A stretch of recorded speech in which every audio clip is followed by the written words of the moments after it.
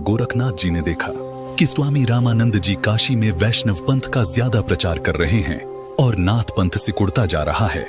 इसीलिए गोरखनाथ स्वामी रामानंद जी के साथ गोष्ठी के लिए काशी शहर में आते हैं। स्वामी रामानंद जी, जो काशी शहर के प्रसिद्ध संत थे और वेदों के मर्मज्ञ ज्ञाता माने जाते थे, उन्होंने अपने 1400 ऋषि शिष्य बना रखे थे और ज्ञान प्रचार के लिए भी उन्हें जगह जगह भेजते थे। उस समय कबीर परमेश्वर जी ने स्वामी रामानंद जी को अपना गुरु धारण कर रखा था।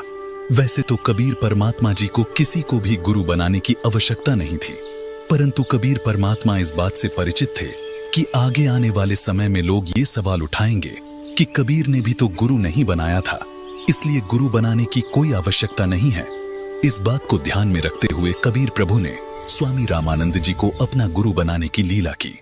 एक दिन स्वामी रामानंद जी के आश्रम में गोरखनाथ जी का एक सेवक उनसे मिलने के लिए गया। उस समय स्वामी रामानंद जी आश्रम में अपने शिष्यों को ज्ञान उपदेश दे रहे थे। अलख निरंजन स्वामी जी। राम राम नाथ जी। स्वामी जी, हमारे नाथ जी बहुत पहुंचे हुए सिद्ध पुरुष हैं। वो आपके साथ ज्ञान गोष्ठी करना चाहते हैं, इसलिए मैं आपको अपने गुरु जी के आदेश अनुसार आमंत्रित करने आया हूँ।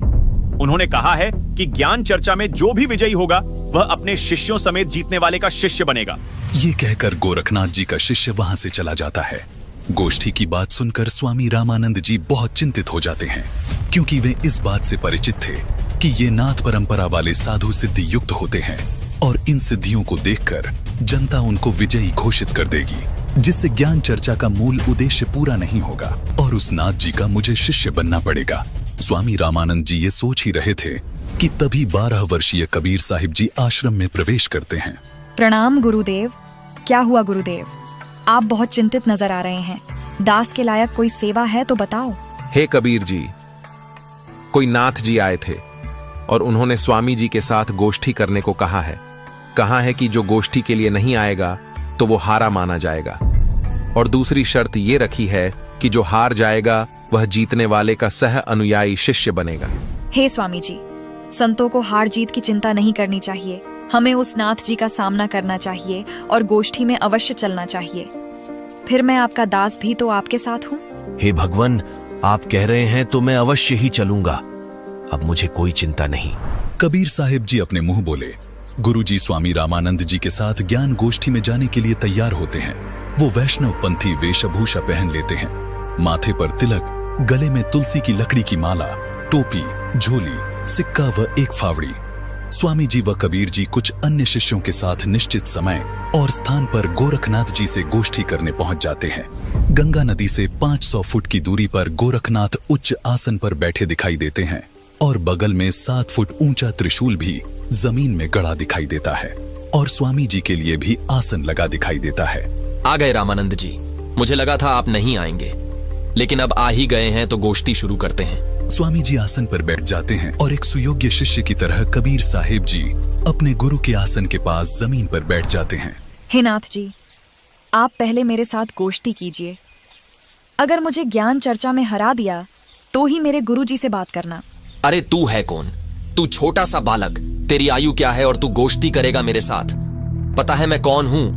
नाथ जी, मैं तो कबीर हूँ और मुझे मालूम है कि आप कौन हो। आप गोरखनाथ जी हो। कबीर साहिब जी की बात सुनकर गोरखनाथ सोचते हैं कि इस छोटे से बालक ने मुझे पहचान लिया। तू छोटा सा बालक, तू कब से बैरागी बन गया? नाथ जी, जब से भय वैरागी, मेरी आदि अंत सुधि लागी।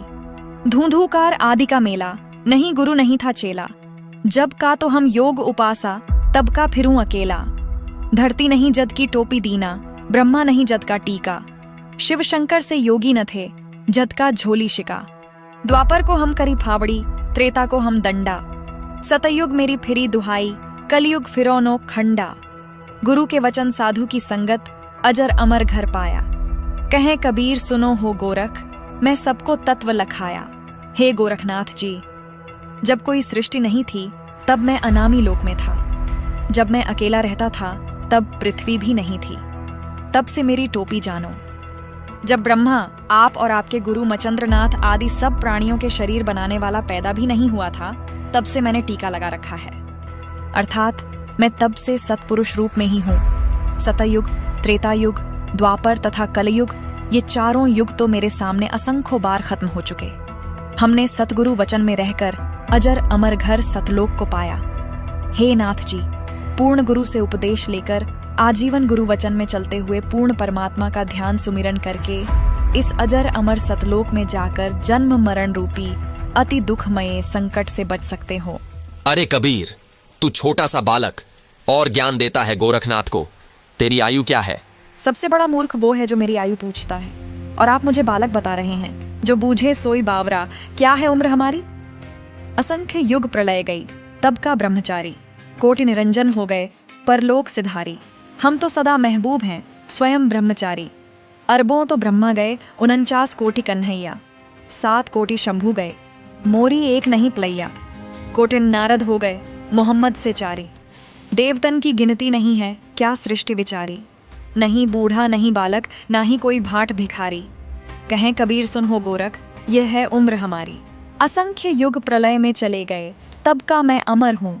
करोड़ ब्रह्म भगवान मृत्यु को प्राप्त होकर पुनर्जन्म प्राप्त कर चुके हैं। अन्य भगवान जिसका तुम आश्रय लेकर भक्ति कर रहे हो, वे नाशवान हैं। फिर नाथ जी आप अमर कैसे हो सकते हैं?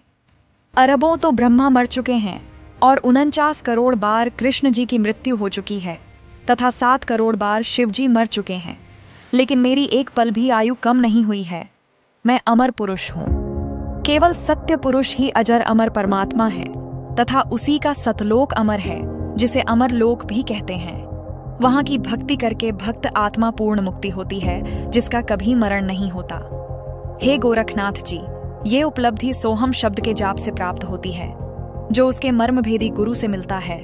उसके बाद फिर सार नाम मिलता है, और सतलोक में वास तथा सतपुरुष की प्राप्ति होती है। करोड़ों नारद तथा मोहम्मद जैसी पवित्र आत्माएं जन्म कर मर चुकी हैं, देवताओं की तो गिनती भी नहीं। फिर आम मानव शरीरधारी प्राणियों तथा जीवों का तो हिसाब क्या लगाया जा सकता है। मैं न बूढ़ा न बालक, मैं तो जवान रूप में रहता हूँ, जो ईश्वरीय शक्ति का प्रतीक है। ये तो मैं लीलामयी शरीर में आपके समक्ष हूँ। ये सुनकर गोरखनाथ जी और क्रोधित हो जाते हैं और अपने त्रिशूल के ऊपर के भाग पर सिद्धि से उड़कर बैठ जाते हैं। कबीर, यदि तू इतना महान है तो मेरे बराबर में आकर बातें कर।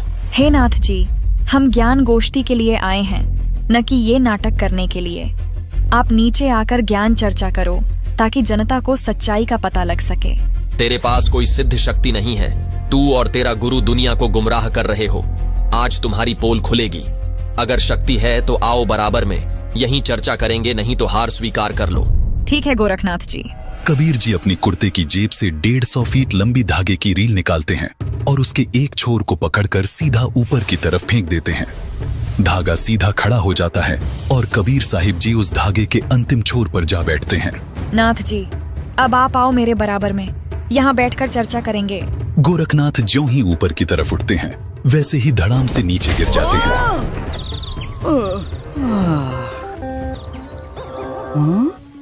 हे कबीर जी, कृपया नीचे आ जाइए और अपने दास पर दया करके अपना परिचय दीजिए।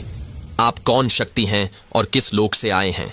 हे गोरखनाथ जी, मैं तो अवगत स्थान सतलोक से आया हूँ।